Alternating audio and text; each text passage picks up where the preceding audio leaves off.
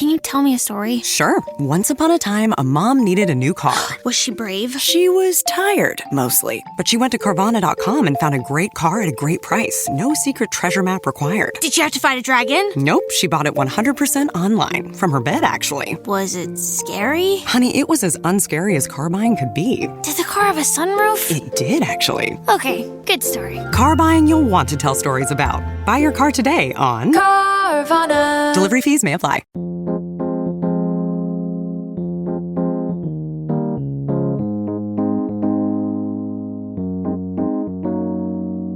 There's no doubt that opinions about clarity in beer have shifted given the rise in the popularity of certain notably hazy styles, but there still exists a segment of brewers who continue to hold brightness in high esteem. Of course, achieving such clarity isn't always easy, which is why many brewers rely on chemical finding agents to assist with the process. This is the Brülosophy podcast. I'm your host, Marshall Schott, and today I'm joined by contributor Will Lovell to chat about the use of gelatin, or what we've been known to refer to as powdered thyme, particularly when it's added to a beer that's already in the serving keg. Yeah, there's a whole lot of uses for collagen out there, like making head cheese or, reducing it to powder to make Jell-O or, clear up your beer. So obviously we've this is a great topic to talk about and getting clear beer in that liquid time format. But, just a little shout out to head cheese and how delicious it can be in spite of the terrible name. You and my father-in-law. I love when the episodes where we talk about gelatin or when you're the co-host because of your references to all of the different things about gelatin. So call me old school anyways. I still love bright beer. I think that I speak for most of the Brülosophy people who, us contributors tend to have a penchant for, nice clarity. And I've used gelatin hundreds of times to achieve commercial clarity in styles ranging from pale lager to red IPA over the years. I absolutely love this stuff. And I've always looked forward to talking about the power of gelatin when it comes to doing this job that we use it for, especially when it involves interesting experiment results on a style that I also love, like Kölsch. So I'm looking forward to talking about this experiment with you today, Will. If you enjoy this show and you'd like to receive a reward for helping us to keep doing it, please consider becoming a patron of Brülosophy over at patreon.com/Brülosophy, where you make a small pledge and receive rewards like access to unpublished contributor recipes, unique perks from YakimaValleyHops.com, and an invite to a monthly live brew day with a Brülosophy contributor. You can learn more about all of the rewards we offer for your support over at patreon.com/Brülosophy. And if you wouldn't mind leaving a rating and review of our show in Apple Podcast or wherever it is you listen to podcasts that lets you do that, we really would appreciate that, as well as it makes us easier to find for the folks who have not heard of us yet, but who might be interested in the kind of content that we're talking about. So huge thanks to everybody who's already taken the 1 minute to do that. We really do appreciate it.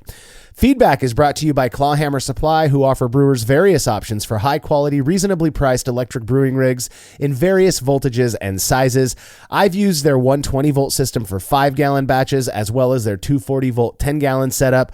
Both of them are awesome. Clawhammer Supply really does put the effort into ensuring their systems do exactly as they are intended to do in as efficient a way as possible. And if you're not ready to make the jump to electric just yet, they also sell 10 and 20-gallon brew-in-a-bag homebrewing starter kits. Whatever it is you're looking for, do yourself a favor and visit clawhammersupply.com. We're confident you're going to love their stuff as much as we do. And if you're not already following their YouTube channel, we can't recommend that enough as well. Listener Joseph Catalano wrote in with some feedback after listening to a couple recent episodes where we focused on lager fermentation temperature as well as pressurized fermentation. Joseph said, I personally warm ferment lagers and haven't noticed any differences, but I want to also point something out that I saw at Stone Brewing in Escondido when I attended the tour about a year and a half ago. Timing isn't important except to note that this was after Stone was acquired by Sapporo. During the tour, it was noted that they had Sapporo in a bright tank and that they turn around finish Sapporo in just 12 to 14 days, suggesting warm fermentation to me, and there's no way a beer can authentically lager in just 2 weeks. Just some food for thought for the next person who wants to claim that lagers can't be fermented warm or turned around quickly. That's news to me. I not the fact that Sapporo bought Stone Brewing. We all knew that, but that Sapporo is getting turned around in 12 to 14 days. What do you think, Will? I think that I want to go get a glass of Sapporo right now because that beer is so crushable and delicious. But I digress.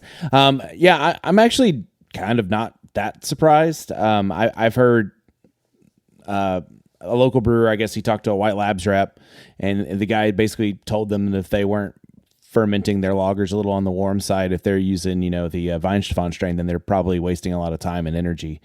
So even the White Labs rep that's local to here, I guess, was still telling people to ferment a little warmer than what they're used to speed things along. And with some big, macro lager like Sapporo, I'm sure that turnaround time and getting that stuff on the shelf is a big deal. So it's not, it wouldn't surprise me if they did it a little warmer, maybe not quite like 65, 70 degrees, but even a little bit warmer on the lager, do kind of a quick, fermentation method for quick cold fermentation method where they start cold and then just warm it up a little faster. And then obviously they have other mechanical methods of clearing the beer, so they don't really need it to lager for any indefinite amount of time. They can just probably use a centrifuge or something like that to clear out their beer. So I'm not that surprised, but it is definitely news to me. Yeah. So I'm with Joseph in assuming that Stone is likely fermenting. I mean, it sounds like you are too. They're fermenting Sapporo maybe a little bit warmer than German lager standards or Czech lager standards, or at least at some point in the process they're doing that. And I'd imagine, like you said, they're filtering it as well. And cold fermentation plus proper lagering would just take way too long, way longer than 12 to 14 days at the very least. But again, these are all just assumptions based on something that Joseph heard at Stone. I certainly do not want to go on record with the false claim that Sapporo is made in 2 weeks because of warm fermentation. We are not saying that. It sounds like Joseph is recognizing that that's just an assumption that he's making based on what he was told when he was at Stone. So now that that's out of the way, if they are in fact turning it around in 2-ish weeks, one, that's pretty damn impressive because I love that beer and I've never perceived any fruity esters or anything in it.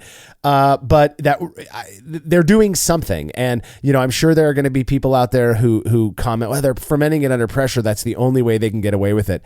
I have said several times when it comes to pressurized warm fermentation of lager beers that it may very well be a matter of scale. But in every single experiment that we have done looking at pressurized warm fermentation compared to both cool fermented, traditionally cool fermented lagers, or even those that are fermented warm, not under pressure, we continually get non-significant results, meaning that organoleptically, tasters cannot perceive a difference between those beers. So I'm just not convinced, at least on the homebrew scale, that pressurized fermentation does anything other than soothe our worries of the folks who just, are so married to tradition. Who knows? Sapporo may very well be fermented warm, and we wouldn't know because we all, maybe not all of us, but most of us, I think, really do enjoy that beer. So I think that's cool. Thank you for the feedback, Joseph. If you have show feedback, you could send it to feedback@brülosophy.com or drop us a note on social media. All right, don't forget to snag some Brülosophy merch over at brülosophy.com/shop. We're offering more options than we ever have before, like t-shirts, hoodies, and hats, and as well as fanny packs, shorts, coffee mugs, tank tops, mobile phones, cases, stickers, and more. We have done our best to keep prices reasonable, and international shipping is available. Again, you can head to brülosophy.com/shop and click one of the product images on that page, which will redirect you directly to our Dashery store, where you can go at brülosophy.dashery.com. We've also put a link in the description of this episode.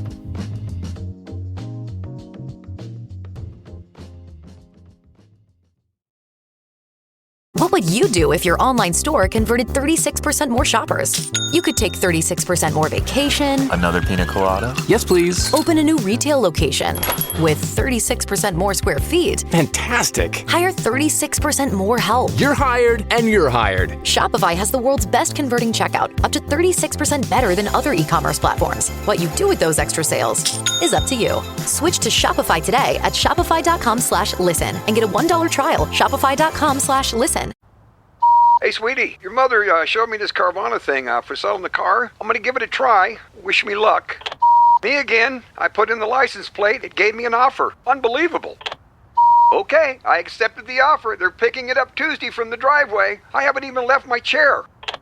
It's done. The car is gone. I'm holding a check. Anyway, Carvana, give it a whirl. Love ya. So good, you'll want to leave a voicemail about it. Sell your car today on Carvana. Pickup fees may apply. There's no denying that stainless steel is the best material for brewing equipment, and Delta Brewing Systems offers some of the lowest prices on high-quality stainless gear, like the Firm Tank, which in addition to holding 8 gallons or 30 liters of work, comes with a domed lid to even further reduce the chances of a messy blow-off. Plus, it can hold up to 4 psi of pressure for closed transfers. Delta Brewing Systems also has their own line of brew kettles, as well as one of the lowest-priced all-in-one electric brewing systems out there, and their prices are shockingly low. If you're in the market for legit stainless gear that won't break the bank, do yourself a favor and head over to deltabrewingsystems.com today.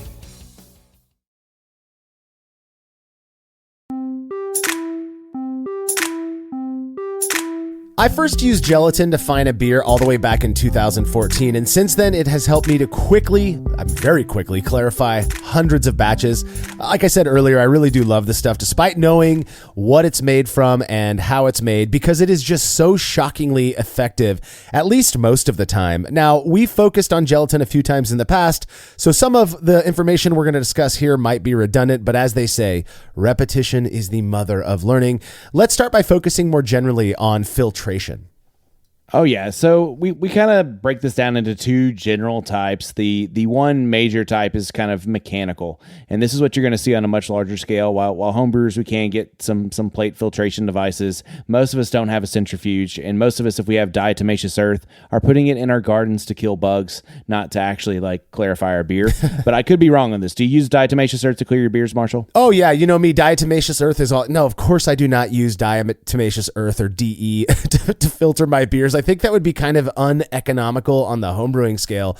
But for those who listened to last week's episode with Jeremy Kosmicki from Founders Brewing, when we talked about his experience with All Day IPA, he mentioned diatomaceous earth being I think it was what Founders was using when they hired him, and it was having all kinds of weird, negative, flavor impacts on the beer and stuff. So I'd be curious to know what commercial breweries are still using it. But no, I've actually never employed the use of any form of mechanical filtration in my own brewery, though we have had past contributors who, for the sake of experimentation, actually went and purchased plate filters and other stuff like that. And they work really well, but I tend to have kind of a little love for the more chemical side filtration. Yeah. So in fact, the reason I don't own a plate filter or anything like that is because the descriptions of previous contributors describing how much of a pain in the butt it was to clean those things, and how you just now have one more thing to clean, one more thing to introduce oxidation with, all those stuff. But yeah, chemical. I'm with you. Chemical seems like a very nice way to get around some of those mechanical methods. And what we are defining as chemical fining agent would be any substance added to the beer to remove particulates and improve beer clarity. So both of these are, kind of widely believed to remove desirable flavor compounds from beer. Mechanical filtration, obviously, if you put it through a fine enough plate, you're thinking that you're going to start filtering out some of those hop materials or maybe flavor compounds through the plate process, or maybe your centrifuge is spinning them out.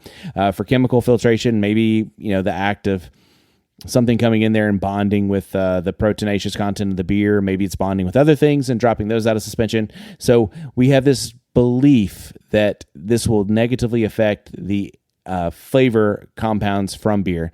And maybe it does, but maybe that's not a bad thing. We can discuss that as well. Or maybe it doesn't. I mean, that's the thing. We say widely believed to remove these desirable flavor compounds. I don't know if it's so widely believed today as it was 30 years ago, 20 years ago. When I first got into homebrewing, again, something we talked about with Jeremy is there was this if you were buying filtered beer, you were buying a lower quality beer under the I don't even know where this belief came from other than presumption, that when you filter it, whether through mechanical or chemical means, that it is stripping the beer of, desirable flavor and aroma compounds, and you're just not getting the full experience. In my experience, when I started using gelatin, my gut started feeling better after I drank my own beer. I didn't notice any negative impact to the flavor or aroma. So just to kind of summarize the differences between mechanical and chemical filtration, think of it as same destination, different way of getting there, different route. exactly the same thing by pulling out certain haze-causing compounds that some people, maybe it's not so widely believed now, but some people do believe negatively impacts the beer by not having them in there. I, as you might imagine, disagree with that, at least until data starts to show us that that maybe it is stripping the beer of those compounds. So there are several types. We're going to focus just specifically on the chemical side of things here because we are talking about gelatin today. There are several types of chemical fining agents that are out there. One of the more, I guess, old school ones being isinglass, and I love hearing you talk about isinglass so much, Will. So I'm going to hand this one over to you. But it is a very unique fining agent. Yeah, it combines two things that I love to talk about, which is collagen, the things we make head cheese out of, and fish bladders, which are the air bladders of certain fish. I love talking about air bladders because there's like a big thing in the bass fishing world in Texas where if you're catching and release and you catch a bass that's way too deep, as they surface, their air bladder will expand. And so there used to be various methods to remove the expanded air from their air bladder so that you could like actually release them back into the lake. But in isinglass's case, we're mostly talking about cod or sturgeon. But obviously, of course, it was British because who else would think about putting air bladder collagen into beer other than the Brits. But it kind of works the way that you would expect most of these methods to work, where you have a positively charged collagen, basically, that's attracting negatively charged particles, including yeast and haze-causing proteins, and they all kind of clump together, and then eventually as they sit there, they will just kind of fall out of suspension and just kind of flock out. And so that's kind of the same premise as a lot of this stuff works on. Yeah. But then, after isinglass, you're going to get to something a little more I guess we'll call it chemical, because I guess it is. It's a little more lab-based, but with biofine clear, which is more of a silicic acid. Silicic, I think. I don't even. Yeah. Silicic pure, but it's a purified colloidal solution of silicic acid, and so that's a little bit different. So but again, it's the same kind of process where you have this chemical that goes into solution. It's going to attract the negatively charged particles. They're going to kind of clump together and again, hopefully flock out. But Clarity Firm is kind of a different compound altogether. Yeah, Clarity Firm is, and just to hit on Biofine Clear, I have my buddy Brad Gaines, who is now the head brewer over at Crow and Wolf. He was using Biofine Clear at another job that he had prior to Caw, and something that he told me was that he found when he agitates the beer after adding the Biofine Clear, it actually is way more effective. Unlike gelatin, which, at least in my experience, you just drop it in the top of your fermentation vessel or keg, in the case of this experiment, and you leave it alone and it'll do its thing. Biofine Clear, apparently, if you like pump in some CO2 and bubble it through the beer, it actually becomes more effective. And maybe it's because you're pushing it into solution. I don't know. It's just something to keep in mind for those who may not be having the best experience with Biofine Clear. The one time I used it, I didn't do anything, to agitate the beer. This was before Brad told me that little trick. And it did not work anywhere near as well as gelatin. But back to Clarity Firm. This is another kind of lab-based, fining agent, as we called Biofine Clear. It's an enzyme that works to break down certain polypeptides, preventing them from binding with tannins that would otherwise result in chill haze. So the thing about Clarity Firm is it really does do, or is kind of targeted specifically at chill haze. Now, to use Clarity Firm, you're adding it at the start of fermentation as opposed to after fermentation, like after cold crashing, which I believe is when you would add Biofine Clear, isinglass. It's certainly when we would add gelatin. So it works throughout the fermentation process. And one of the unique characteristics of Clarity Firm, at least based on the way it's marketed by White Labs, is that it reduces gluten in beer such that it can be below the standard for labeling a beer gluten-free, which also means that those who have gluten intolerance, if they want to homebrew, ostensibly can use Clarity Firm to make gluten-free beers that actually taste like real beer using, regular grains, which if that, again, I am not going on record saying this is what Clarity Firm is marketed as. I performed an experiment where I tested the gluten, the beer that I made without Clarity Firm had just as low a gluten as the one made with it. Neither of them were above the threshold based on the test that I used, which is a very popular at-home test for gluten presence. So, your mileage may vary. Make of that what you will. But I do think Clarity Firm is an interesting one, particularly for those who do have gluten sensitivity issues. Right. And just to reiterate, you already said it, but I'm just going to reiterate it. You add clarity firm at the start of fermentation because, again, it's an enzyme. It's not a collagen or colloidal solution of silicic acid. So you actually add it at the beginning of fermentation where it's going to go through there and do its work there. But the star of today's episode, the collagen that takes it all, gelatin. That's what we're here to talk about here, ladies and gentlemen, which is derived from collagen taken from animal body parts. So it is kind of like isinglass, which specifically comes from air bladders of fish. But this one instead comes from powdered, bone and skin and joint tissue for probably bovid, but I guess it could be pigs. I don't know. Is there such? Maybe now I'm gonna have to Google if there's kosher gelatin in this world. But, sure there is. Yeah, yeah, kosher gelatin. Yeah, it's all beef gelatin, baby. That's what we're going for. But yeah, so the one thing about gelatin that and isinglass that's probably the downside is if you have any vegan friends. You probably should warn them. I don't know that there's enough in there for them to care, but maybe you should tell them. But the shelf life of gelatin, because it is a powder, is great because you can basically buy some of those little packages from the store and they last for forever if you keep them in a cool dry space. And so basically you just warm up some water, you mix in the gelatin, and again, it works pretty similar to the isinglass. You just have positively charged particles that attract negatively charged particles in suspension. They all kind of clump together and then flock out a solution over time. It's again, the shelf life is hard to beat, and just do you want fish collagen structure or do you want bovid or pig collagen structure? You just take your pick. Yeah, I couldn't care less. That's not something that bothers me. But a note on the vegetarian or vegan thing, I had a family member who I was talking with about this over Thanksgiving, and what he explained to me, because I asked him about, you and I had recently talked about gelatin, Will, and so I was down there, we're chatting, he was asking me about brewing and all that stuff, and I said, hey, I have a question for you. Way back like 4 or 5 years ago, I made a batch of beer and I told you, because he's vegetarian, I said, I told you that it was fine with gelatin and you still drank it. And I was like, can you explain to me?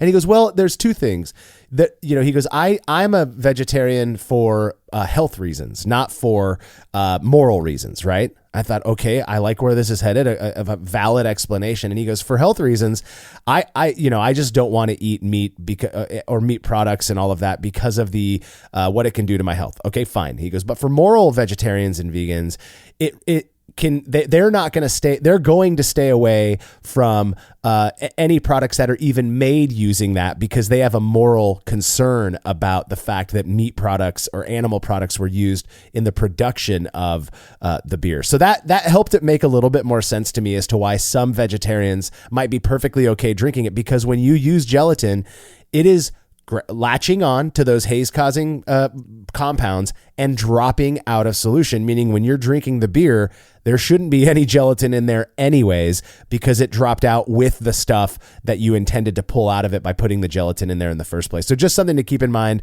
I do like to let people know, just as a matter of course, out of respect for their decisions on what they want to consume, that, hey, this was made using gelatin, just in case you happen to be vegetarian or vegan, so that they can make the decision from there. So, all right, using gelatin in beer. How do you do this? Again, a little bit redundant. We've talked about this before, but it doesn't mean that I don't still get several emails every week of people asking me what my process is for using gelatin. So here it is.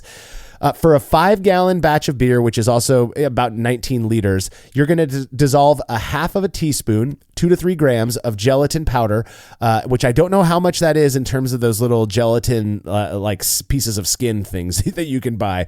It's about half a package, roughly half a package. Yeah, about half a package of gelatin powder if you're using the small little Knox gelatin powders. Yeah, the little brown packages that come in like a multi-pack. It's about half one of those. Yeah, exactly. And you don't have to be exact on this. The gelatin is surprisingly effective in low amounts. So for a 5-gallon batch, again, 3 grams of gelatin into a quarter cup, about 60 milliliters of boiling water. I don't even measure the water. I just did that one time to see about how much I use. So you boil that water, add the gelatin, make sure that it's fully dissolved and not clumping up in there. It'll just look like slightly yellow tinged water. And then you're going to add that to beer that's been chilled to, I don't know, below 50 degrees Fahrenheit or 10 C is a good point of going. When that beer is cold is when the gelatin really does take effect.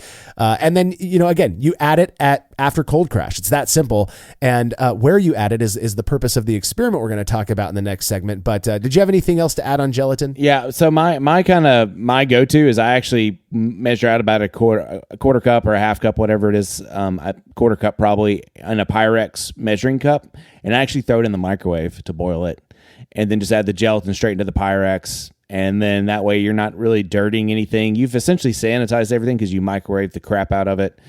So to me, this is super easy for something that basically sits on my shelf and lasts forever. So I think it's pretty great. Yeah, I'll tell you, I have I bought the bulk gelatin that comes in like it looks like one of those smaller like bulk Gatorade powder, containers. It's probably the same thing.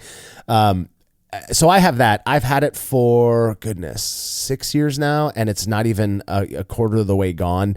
And it still probably works. Smells awful every time. Still smells awful every time. Well, it smells exactly how it smells, right? That's the thing. Yeah, when it's in bulk, that smell is a little bit more pungent.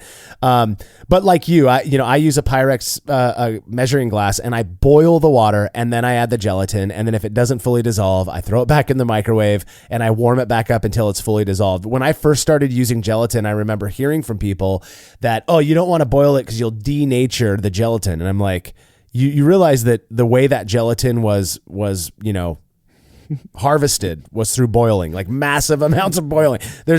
I looked into it. You can't denature gelatin through boiling it in water. So don't worry about that. It is literally skin and cartilage and random junk that they boiled the crap out of. That's how they got it. That's exactly right. So, all right, the focus of the experiment that we're going to talk about in this episode is the point at which the gelatin is added, or really the vessel that you're adding it to. So let's focus a little bit more on that. Right now, my go-to has always been to add the gelatin after cold crash while it's still in the fermentation vessel.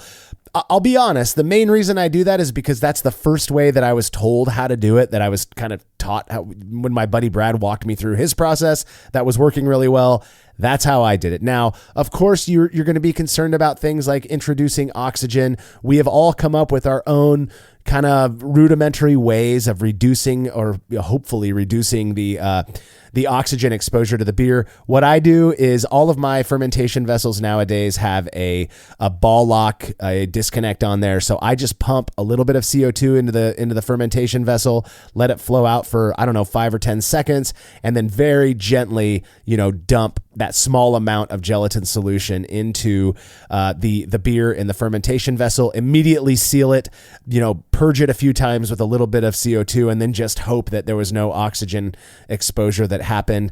There are some really clever, little doohickeys that people have built using like water bottles, empty water bottles, where they pressurize the water bottle and then it turns into this sort of gelatin cannon that they attach to the ball lock disconnect on their fermentation vessel. And that's all cool. I've heard some great stories about people who have found that to work really well. What works for me is just adding it in the old school or old fashioned way. But that's what I do. I've always find in the fermentation vessel. What about you? I go back and forth. So I have done it in the fermentation vessel, and normally when I do it with the water bottle method. I just have a San Pellegrino bottle that literally sits full of Star San all the time with a little ball lock, cap on top of it, and then it's got a little, dip tube or a little thing that goes to the bottom of it so that I can add my gelatin into that, kind of flush it out with CO2, pressurize a little bit, and then when you do your little quick disconnect over, the pressure differential just sucks all the gelatin into the fermentation vessel. Because again, I'm like you, I have ball lock connections on my fermentation vessels. And the real beauty of doing it in the fermenter is that all the stuff that falls out of suspension gets left there. Yeah. And you don't have to transfer all that over to your keg. Now, I do lately prefer to do it in the serving keg because, one, I don't have to jack with the bottle contraption, and I still feel like I can reduce the level of CO2, because what I'll do is, I'll cold crash the beer like normal, but I will actually I will still fill up my keg with sanitizer and, purge it with CO2, like by pushing all the sanitizer out with CO2. But I'll go a step further. And when I pop the lid on the keg, I'll do it before I transfer the beer, and I'll add my gelatin there, close the lid, and then I'll still do kind of a quick purge where I fill the keg back up with CO2 and then purge it out the relief valve 2 or 3 times. And then that way I feel better about the amount of, oxygen that may or may not be in my keg at that point. Yeah. So, and to me, that's less things to get dirty or jack with or, bottles to keep around. And I still feel good about my oxygen ingress versus, doing it all in the fermenter where I have to kind of do the bottle trick. So again, pros and cons for all of it. Again, if you put it in the keg ahead of time, you can essentially still do a CO2 purge vessel, transfer from your fermenter into a CO2 purge vessel. There's always, the chance of oxidation, but again, I try to do that CO2 purge kind of on top of already doing a transferring all this sanitizer out of there and purging it that way. So, yeah. But the real con there is that whenever you go to drink your beer for the first time, unless you have floating dip tubes, you're going to correct that, and you're going to get probably at least 3 or 4 pints full of junk before you actually get around to, getting clear beer. But once you get to the clear beer, it's great. It's already there. Yeah. It works great. I've done it a few times. I'll talk about that in a minute, but you mentioned the big, I think, pro to gelatin finding in the fermentation vessel is that when you go to keg or bottle, and again, that there's some concerns related to bottling that I've heard. But when you do that, you are transferring almost bright beer to the keg, so that as soon as it's carbonated, you can start drinking it and know that maybe half a pint or a pint of beer just to clear out whatever else fell out of solution that maybe got knocked up during the transfer process. I just like that. I like knowing that I can get the same amount of beer out of my fermentation vessel that I'm going to drink, as opposed to, if I fill the keg with unfined, still hazy beer, and then I find in my keg, I'm losing, maybe a liter or two to just to dumping all the stuff that falls out of solution. Is it really meaningful? Probably not, but that's one of the things I like about finding in the keg. So yeah, pros and cons. You already kind of hit that up, but I think we've talked about this earlier already, that there are some common perspectives about gelatin finding in general. Obviously, the vegetarian vegan argument, that one makes perfect sense to me. If you don't eat meat, you're not going to want to use gelatin in your beer. But again, this idea that removing or extracting certain haze-causing proteins and tannins and all of that is in some way going to reduce the flavor and aroma of beer. To me, I always thought that was just kind of a silly argument, because what you're saying is that it's those haze-causing compounds that are also contributing to the flavor and aroma, when without any evidence to back that up, which is why we do these types of experiments. The other thing, as I mentioned earlier, is that if you bottle condition or keg condition, if you're naturally carbonating your beer as opposed to force carbonating it, there's a lot of concern out there that by throwing gelatin in, you're going to remove so much yeast that there won't be enough left to actually consume the priming sugar and create that CO2. This episode is not about bottle conditioning, but I will say that has never been the case for my brother, several friends who still bottle condition, and the 2 times that I've keg conditioned with gelatin fine beer, it conditioned right up and got nice and carbonated.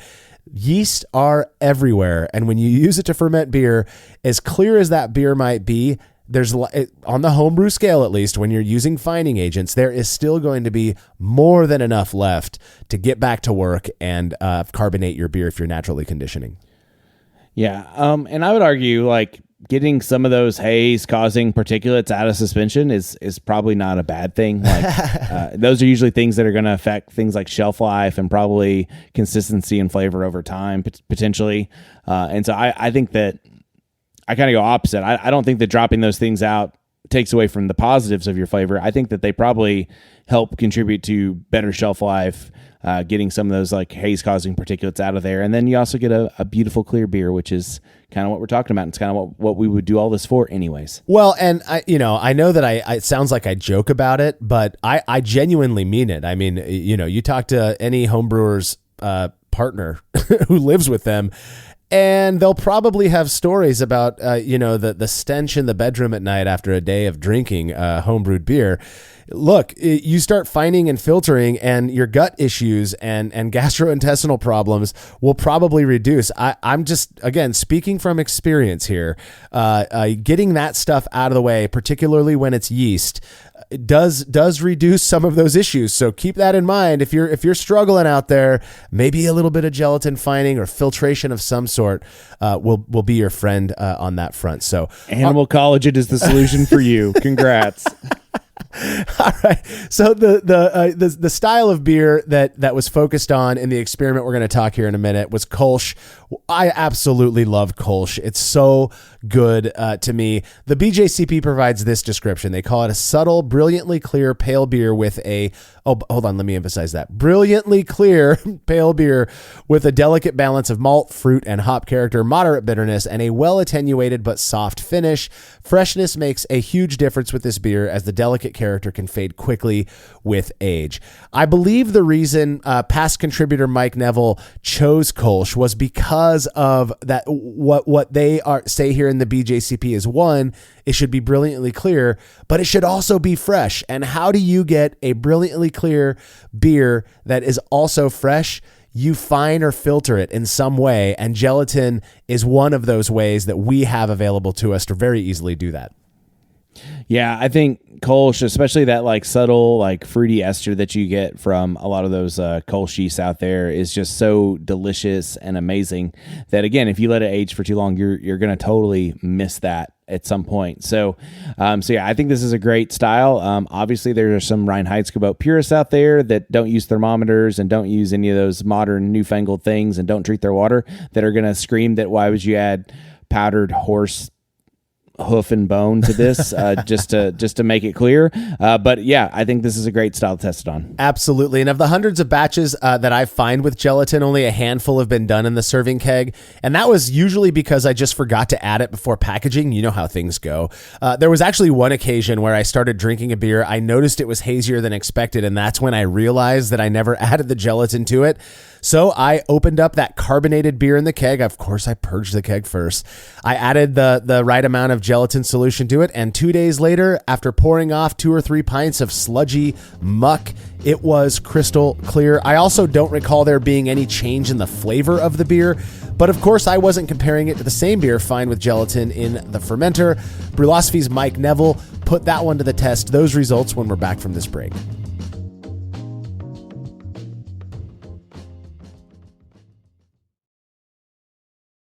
What would you do if your online store converted 36% more shoppers? You could take 36% more vacation, Another pina colada? Yes, please. open a new retail location with 36% more square feet, Fantastic. hire 36% more help. You're hired and you're hired. Shopify has the world's best converting checkout, up to 36% better than other e-commerce platforms. What you do with those extra sales is up to you. Switch to Shopify today at shopify.com/listen and get a $1 trial. Shopify.com/listen.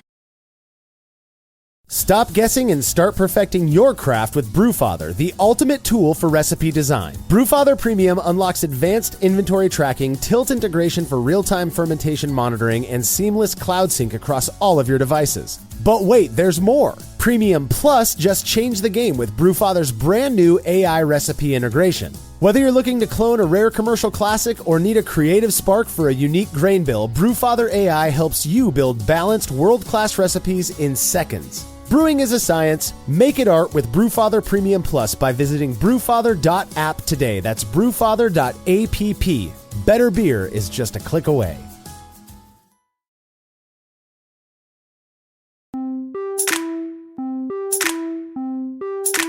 A lot of the talk about beer filtration, especially when it comes to fining with gelatin, seems to revolve around hoppier styles, as many claim it reduces hop character more than anything else. However, even among those of us who are pro-gelatin, there's some disagreement in terms of like when or where, I guess, that gelatin should actually be added. The fermentation vessel or the serving keg. Well, we tested it out to see for ourselves. Yeah, so this experiment was actually performed by previous contributor Mike Neville, in which he did a single infusion 10-gallon batch or 38-liter batch of Kölsch, where he did 90% Pilsner malt plus 10% Vienna malt, which is a very simple, easy, like nothing, no thrills, no frills malt bill, and I really do appreciate that about this recipe and how he went about it for this experiment. Yeah, I do this recipe for several pale lager style beers, including Kölsch as well. So there's no way this is going to go bad. Exactly. This is just straightforward. Again, the star of most Kölsch is more of the kind of the expression of the yeast and not the malt per se. So this is perfect. His process, again, he did a single infusion mash at 150 Fahrenheit or 66C for about an hour. When the mash was complete, he removed the grains and then boiled for 60 minutes. And then he did a 60-minute addition of 21 grams of Triumph, and then a 20-minute addition of 43 grams of Kazbek, which is kind of a fun one. I was just telling Marshall, I don't know how much, Kazbek was hot for a minute, but it was kind of considered to be the super sots for a hot second, because it was a blend of sots and some other hops. So that's kind of a fun choice for this beer, and so something that seems like it's pretty interesting to note. But he did this for 10 gallons of wort, and when the boil was complete and the wort was chilled, he had a refractometer reading that showed that his OG was 1051, which seems to be a pretty good sweet spot there for a Kölsch.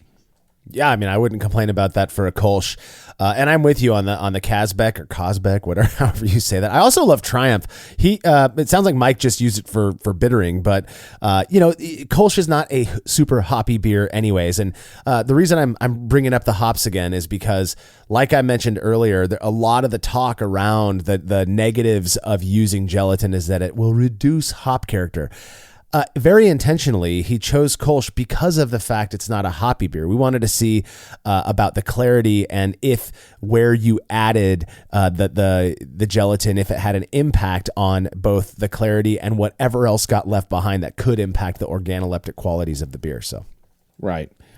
Cool. Yep. So again, this was a 10-gallon batch. So at this point, he split the wort evenly between two identical fermenters that were connected to glycol and left to chill to 63 degrees Fahrenheit or 17C before each was dosed with a pouch of Imperial Yeast GO3 Dieter. And let me tell you, I love this particular yeast. This yeast is awesome for making Kölsch. So yeah, PJ Fra. That's the WLP029, I believe. And like I mentioned, it's the PJ Fra strain. So excellent Kölsch yeast. Absolute favorite of mine.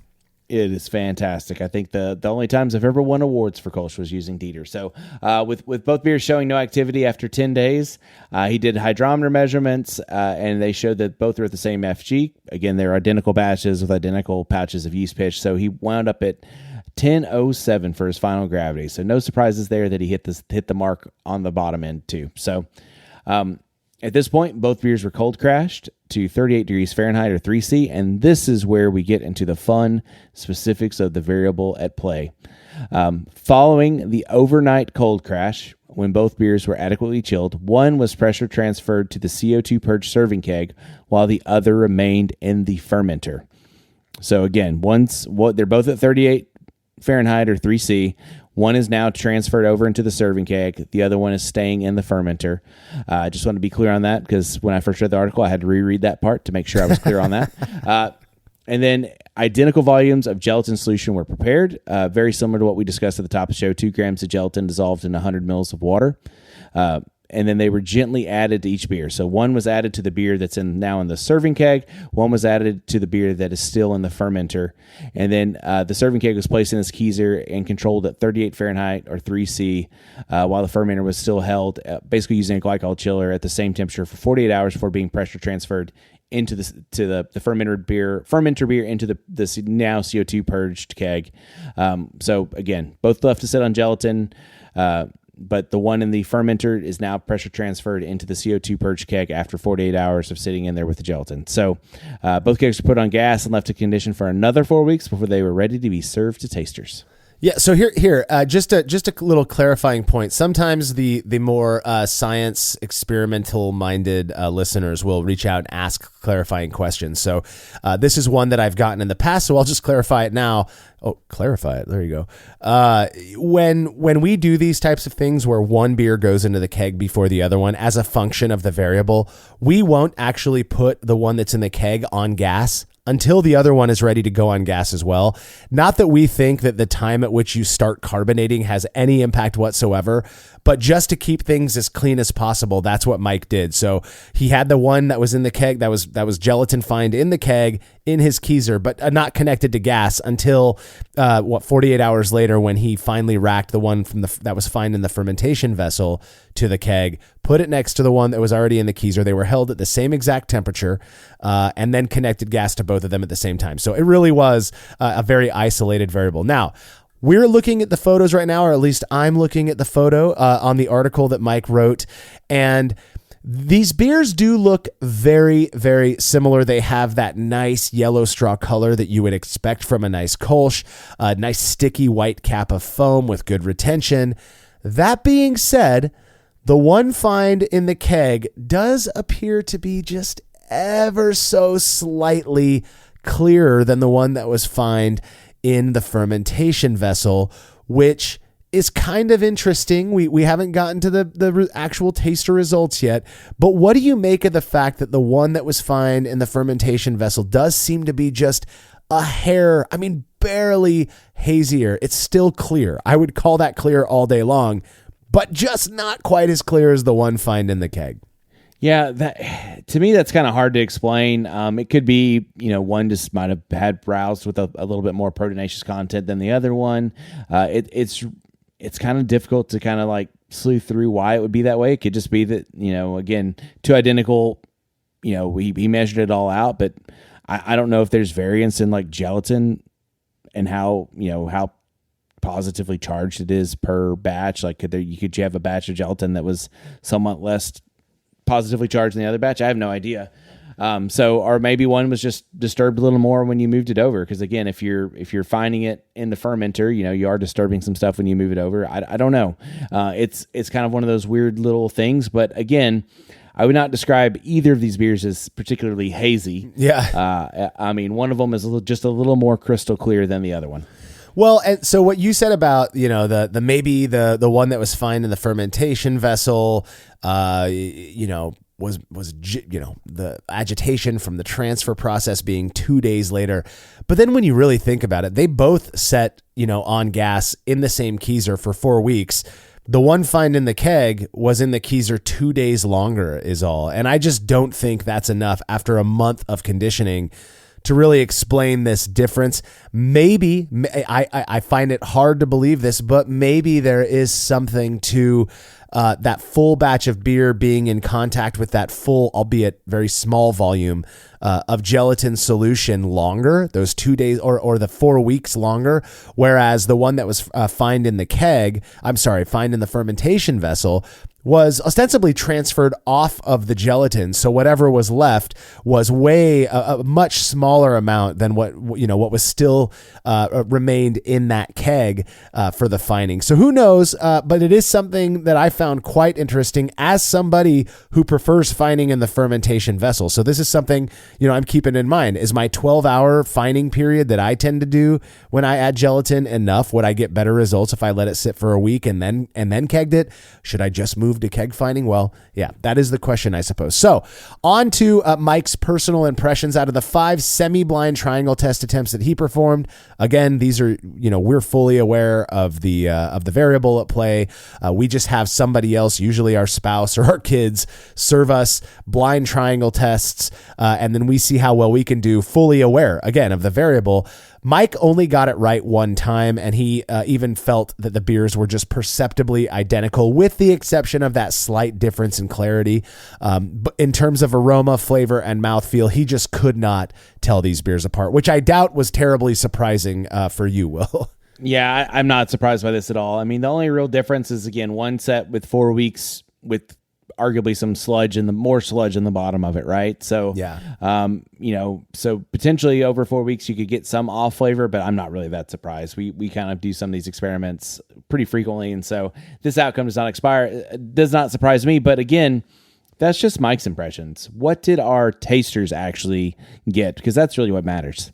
Oh, that's really what matters. Yeah. And reminder, a lot of the inspiration that we get for experiments that we perform come from the people who read our articles, listen to our episodes and all of that. And I'm almost certain this was one where people were like, well, you guys test out, fermentation vessel finding versus keg finding. And yeah, always, why not try it out? Even though, we might presume up front that it might not have an impact. It may very well, prove us wrong. So in this one, Mike served the triangle test to 28 blind participants, meaning they just had no idea what the variable was. Out of those 28, 15 would have had to identify the unique sample in the triangle test for us to say, with any amount of confidence at least, that it really does seem that their reason for being able to pick the difference, the unique sample, was because there is a meaningful difference between these beers, which we could then elucidate because of how controlled Mike's process was, that it was likely due to the point at which the gelatin was actually added or what vessel it was added to. So 28 participants, 15 expected in order for us to get statistical significance. Out of that 28, only 10 people actually identified the odd beer out, which means that at this 36%, we would right expect at a third, basically, just over a third, barely. Yeah, we would expect a third if it was just random guessing, and that really does seem to be what was going on here. This was not significant. Again, not the most surprising finding in terms of the triangle test results. If you can't taste a difference, which we've shown this several times, between a gelatin find beer and a beer that's not gelatin find at all, and they look massively different, but they don't smell, taste, or feel in your mouth any different, I had no expectation that the point at which you actually find the beers, when they ended up both being hit with gelatin and looking almost the same, was going to have some sort of a perceptible impact. But it sort of did if you take into account the fact they did look a little bit different, and I think that's interesting. Yeah, I will say this though, we're harping on that they look a little different, but the reality is that they are still pretty clear beers. So I would just say wherever this kind of, my takeaway is wherever this fits into your process, and then do it that way. Are you a fermenter guy? Do it in the fermenter. Are you a keg guy? Do it in the keg. I don't think that you're going to have any drastic negative impacts by doing it either way. It is nice to know that all your beer made it from the fermenter into the keg, and that's all drinkable beer. But again, if your process, like me, is if you find it easier just to add to the keg, then do it. I'm not worried about losing a couple of pints. So, but if you are, then obviously add to the fermenter, and you'll get more clear beer in there to begin with. Well, yeah, and that's what I was going to say. I think the big implication that comes out of this is if you're already finding in the keg, then you're probably getting, potentially at least getting slightly more clear beer sooner than if you're, finding in the fermentation vessel like me. I'm going to continue finding in the fermentation vessel for all the reasons I indicated earlier. Now, before we get to reader comments, there was something that I thought of as we were discussing the results of this experiment, particularly as it concerns, issues that people might have with using gelatin and the negative impact it can have, presumably, on flavor. So someone a while ago suggested to me that the compounds that are responsible for haze are also the compounds that tend to be more sensitive to oxygen, right? So if you look at something like hazy IPA, it is so insanely sensitive to oxygen exposure and cold side oxidation that it does make sense. I wonder, right? Is it the stuff that's in the haze that makes it so sensitive to it? That is what makes sense to me, because I have made so many styles of beer that I haven't had any oxidation issues on. And this was before I was even implementing all of these, oxygen reducing, techniques that I do nowadays. But when you look at hazy IPA, that if you do that, you're almost certain if you're not doing pressure or closed transfers, if you're not, minding your oxygen exposure at the smallest of places, it's very likely that you're going to have a lower shelf life at the very least, or potentially just an immediately oxidized, nasty beer. We've done a gelatin experiment way back in the day. Our friend Ed Coffey from Ales of the River Wards actually brewed the beers for us, and we served them at HomebrewCon, where he did a gelatin find hazy IPA back when they were calling them any IPAs, and then he did one that was non-gelatin find. They looked a little bit different. Both maintained their haze, and they tasted identical. So it does make me kind of ponder an idea for a future experiment where you brew two hazy IPAs, both using minimal oxygen reducing methods. So we're not doing pressure transfers. We're not doing closed transfers. You're adding the gelatin to the open fermentation vessel or keg, whatever it is.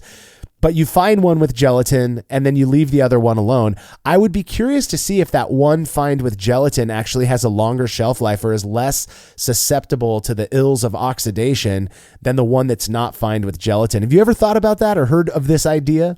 I mean, I've heard the idea of being one reason you might add gelatin to hazy IPA. Again, I think also dropping those proteinaceous compounds out, again, whatever flavor changing that may happen for shelf stability, I think dropping those out probably is a net gain, whether that's oxidation or some other reason. I don't fully know, but the oxidation makes sense to me. Your experiment sounds great, and I can't wait for you to do it. I don't know if I'm that big of a hurry. I mean, I guess I have some hops I need to get rid of. So that's one way to get 10 gallons of dumper beer pretty fast by not binding any of your P's and Q's on hazy IPA. But maybe there's something to it. Well, it's funny to me that you call both dumper beers just because it's hazy IPA, not because of the fact that it's going to be oxidized. But if you're not following all your procedures, man, it's gonna oxidize pretty fast. I've oxidized several batches of hazy IPA, mostly because I used to have a floating dip tube, and one time it slipped out, and just the amount of time to pop the top and refix that floating dip tube, even with CO2 flowing the entire time, it went from smelling amazing to nothing, just and it went so fast, literally within the 24 hours of doing all that. So it's just a heartbreaking style to use all those hops and get all that amazing aroma, because to me the aroma of hazy IPA is its redeeming quality, because I'll sit there and smell hazy IPA all day. Drinking it, whatever, but smelling it is amazing. And then to go from all that aroma in the keg or in the fermenter and then have it go into the keg and smell like meh, it's so heartbreaking. Well, smell like man, then taste like the inside of a freaking lemon head. To this day, I have said, I don't know how many times now, that I'm not a hater of hazy IPA. What I hate about it is how sensitive it is, because, people will, you got to try this one from this other local brewery, and then they pour it for me, and all I taste is oxidized hazy IPA, which I do hate that. That's gross to me. It really does have to be fresh, and so the only times I will order a hazy IPA, which guess what, I still order some every once in a while. I just did actually last time we were out at Crow and Wolf. When I order it, it's at the brewery because I want it as fresh as possible. I just don't trust packaged hazy IPA. So anyways, you know what I love more than hazy IPA is Kölsch. And I found this experiment to be very interesting. This is one of the few where the way the beers looked was actually more interesting than, in my opinion, than the taster data. But we did get some reader comments. The first one comes from Michael Godone, who says, "Isn't gear maintenance, namely the beer faucets and keg poppets, the reason why you wouldn't want to put gelatin in your keg? I'm interested to hear how people's gear holds up after a year of fining in the keg. Fining in the fermentation vessel would obviously make it hard to reuse the yeast." What say you, Will? I don't know that I've ever had any gear issues from gelatin fining, at least none that I've really noticed. Granted, we do a lot of experiments, and we intentionally leave gelatin out a lot of times just because we're trying not to add additional variables. But I've never, at least in my experience, I've never had, poppets clog up unless I'm trying to transfer trub, which has happened more with dry hop beers that I just dry hopped loose in there, more so than with, even yeast trub, because yeast trub passes through there pretty easy in my experience. So I worry more about it when I dry hop things loose than when I am using gelatin. That's just my experience.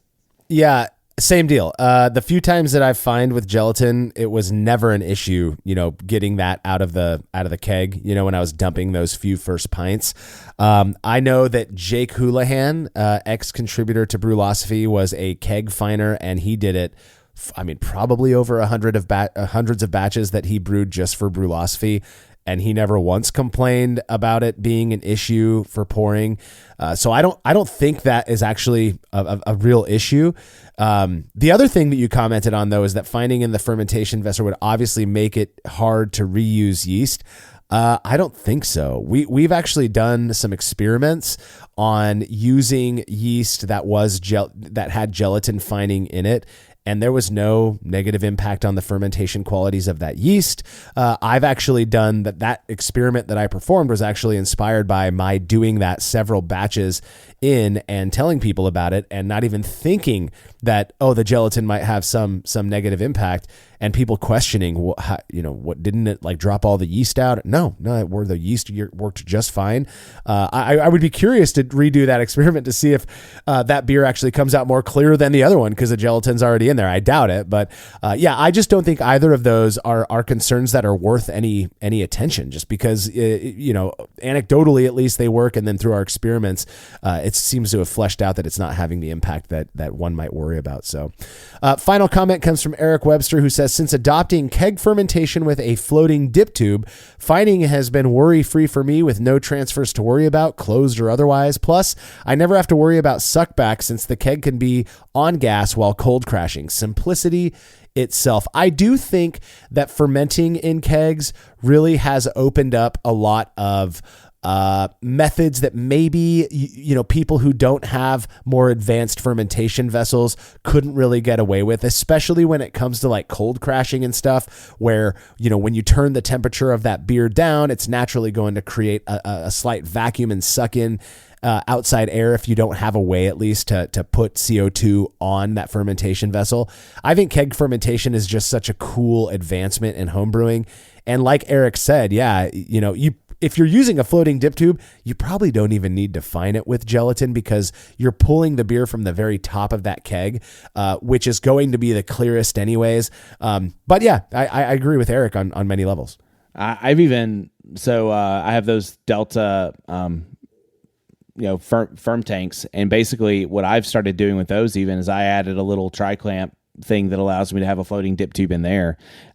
Just because again, that floating dip tube solves lots of issues, especially if you're dry hopping like loose hops. Like after you cold crash, most of that stuff kind of falls to the bottom, where that little elbow at the bottom might get kind of covered up and start sucking in lots of trub.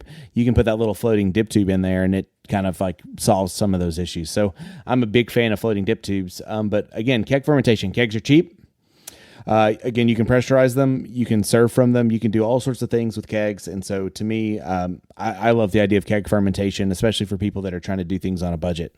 Yeah. Do things that are very, professionally minded, really. But doing it on a budget, it's definitely the way to go. And by the way, I'm going to start using floating dip tube as an insult. Will, you're a floating dip tube. Does that work? No, bro, you're a floating dip tube. Yeah, see, it feels like a good insult. Well, regardless, floating dip tube, that is all the time that we've got for this episode. Don't forget to subscribe to The Brülosophy Show over at youtube.com/@The Brülosophy Show. And as always, you can read more about the experiment we discussed by clicking the link to the article on Brülosophy.com in the description of this episode. The Brülosophy podcast is made possible by the generous support of our sponsors as well as all of our rad listeners. We seriously could not do this without you. Cheers to everyone who has subscribed and left a review of our show. It makes a huge difference. If you haven't yet, please consider doing so. Head over to Brülosophy.com/support to view a list of ways you can easily help us to continue producing this podcast. If you want a reward for your support, visit Patreon.com/Brülosophy. Thanks again for listening. We'll be back next week with another episode of the Brülosophy podcast. Until then, think beer. Start off the morning with some hot tea, lemon and honey cause it soothes my throat. Put some herb in the bowl, yeah, it's homegrown. Ain't gotta go through